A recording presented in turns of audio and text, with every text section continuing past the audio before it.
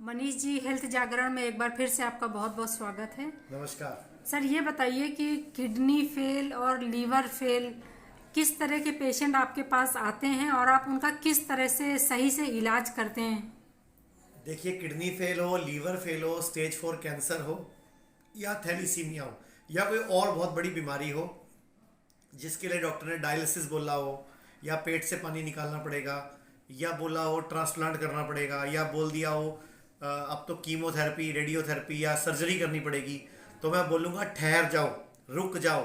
ये देश भारत है, आयुर्वेद की धरती है, नेचुरोपैथी की धरती है। एक बार आयुर्वेद डॉक्टर के पास बैठो तो सही।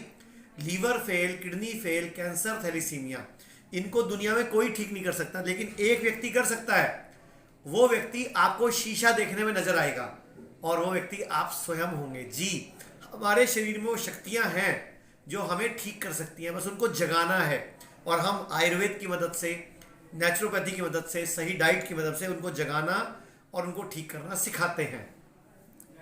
सर, ये बताइए, क्या आयुर्वेद की तरफ आजकल लोगों का रुझान ज़्यादा हो रहा है।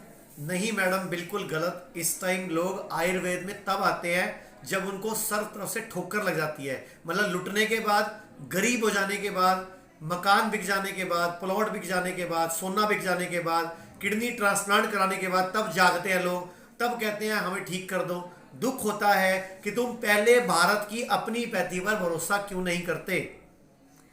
डॉक्टर साहब, ये बताइए, क्या सरकार से आयुर्वेद में आप लोगों को कुछ सहयोग मिल रहा है। जी नहीं, बिल्कुल सरकार की तरफ से कोई सहयोग नहीं मिल रहा। बड़ा स्लो प्रोसेस है, रो रो के काम होते हैं, फाइलें सरकती हैं। यूपी गवर्नमेंट, उत्तर प्रदेश में मैं बैठा हूं आज लखनऊ में, हिम्स में।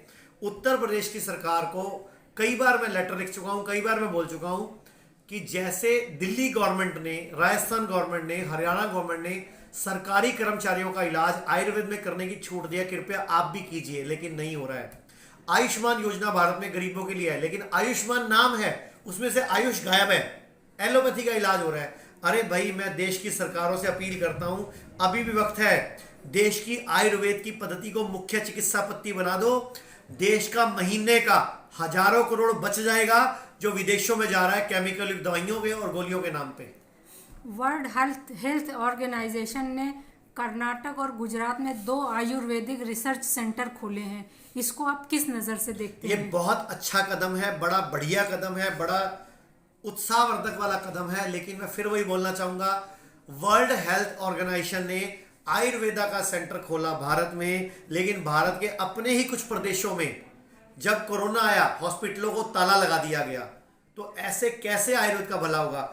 आज भी सरकारी कर्मचारी, सेंट्रल गवर्नमेंट के कर्मचारियों का इलाज आयुर्वेद से नहीं होता, जबकि भारत में 73 CGHS सिटी हैं।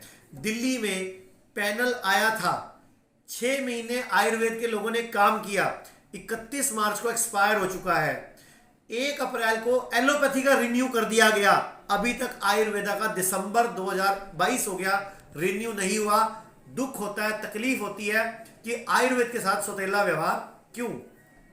डॉक्टर साहब, हेल्थ जागरण से बातचीत करने के लिए, जानकारी शेयर करने के लिए बहुत बहुत शुक्रिया। आपका भी बहुत बहुत धन्यवाद। और मैं आपके हेल्थ जागरण के लोगों को बधाई दूंगा कि हेल्थ जागरण बड़ा अच्छा काम कर रहा है। ये मैडम बड़ा अच्छा काम कर रही है। मैं जब भी लखनऊ आता हूँ मुझसे मिलती है। मैं आप सबके माध्यम से 3-4 बातें बोलना चाहूंगा।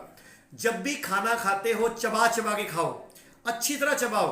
खाने को पानी बनाओ और पानी को खाना समझ के खाओ। मतलब पानी को भी चबाओ, खाने को चबाओ।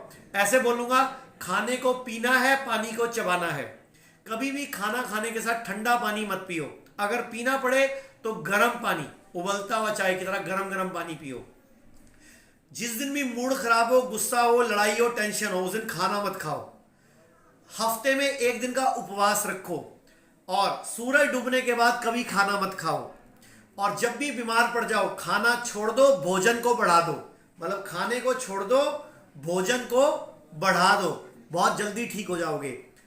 जब भी सोते हो, सिर पूर्व में या दक्षिण में रख के सो। इसके अलावा जब भी लेटते हो तो बाईं करवट लेटो, और जब भी उठते हो दाईं करवट लेटो। और 12 बजे तक सिर्फ फ्रूट्स खाओ, 3 से 5 तरह के। वजन गुणा 10 ग्राम। मैं जो तरीका सिखाऊंगा, इस तरीके के बाद पूरा भारत चाहे तो शुगर की दवाई छोड़ सकता है, बीपी की दवाई छोड़ सकता है, थायराइड की दवाई बंद हो सकती है। 10 करोड़ लोग भारत में बीपी की गोली रोज खाते हैं, 10 करोड़ लोग भारत में शुगर की गोली रोज खाते हैं, 8 करोड़ लोग थायराइड की गोली रोज खाते हैं। डॉक्टर से पूछो कब तक खानी है, जब तक जियोगे तब तक खानी है। ऐसे तो मॉडर्न पैथी सिखाती है हमें। तो अगर शुगर को रिवर्स करना है, बीपी को रिवर्स करना है, तो ये डाइट चार्ट नोट कर लो।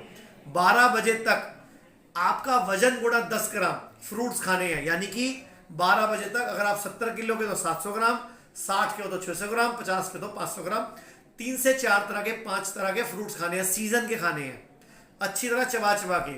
और मीठे फ्रूट जरूर खाने हैं, मतलब शुगर है तो आम जरूर खाना है, लेकिन जब सीजन का आए तब। चीकू जरूर खाना है, लेकिन जब सीजन का आए तब। ऐसे ही सारे फ्रूट्स। फिर लंच पे आ जाते हैं। वजन गुणा 5 ग्राम। पहले सलाद खानी है, खीरा, टमाटर, प्याज, मूली, गाजर, जो मर्जी, या उनके पत्ते। उसके बाद जो भी रोटी चावल सब्जी खानी है। कभी भी रोटी और चावल इकट्ठा नहीं खाना।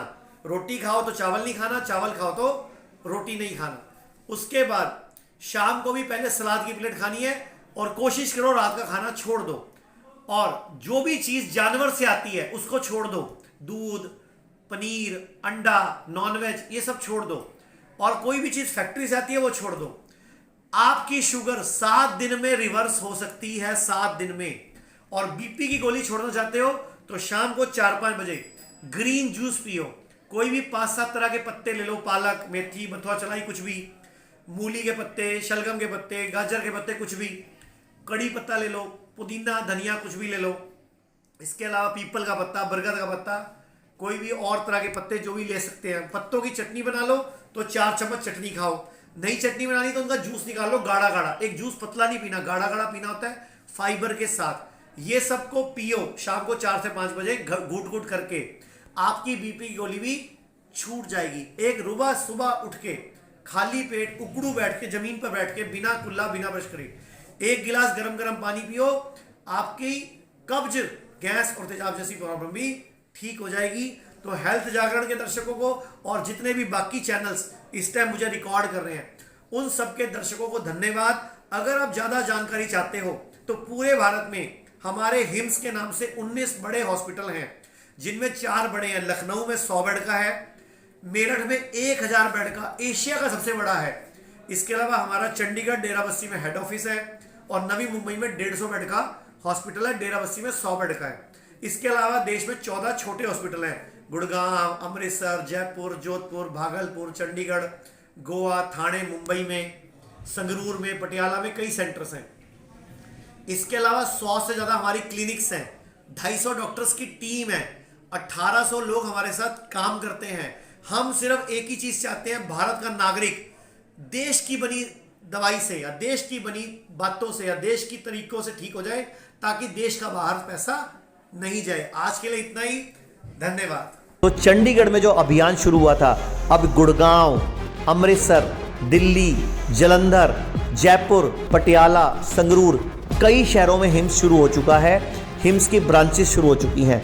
अब हमें सिर्फ आपकी मदद चाहिए। भाई राजीव दीक्षित की याद में ये हिम्स शुरू हुआ था। भाई राजीव दीक्षित चाहते थे पूरे विश्व में आयुर्वेद का डंका बचे, आयुर्वेद की वजह से भारत विश्व गुरु बने। हमें आपकी मदद चाहिए। हर किडनी पेशेंट, लीवर फेल के पेशेंट और कैंसर के पेशेंट तक इस वीडियो को पहुंचाइए और भारत को विश्व गुरु बनाने में हमारी मदद कीजिए। धन्यवाद। जय हिंद।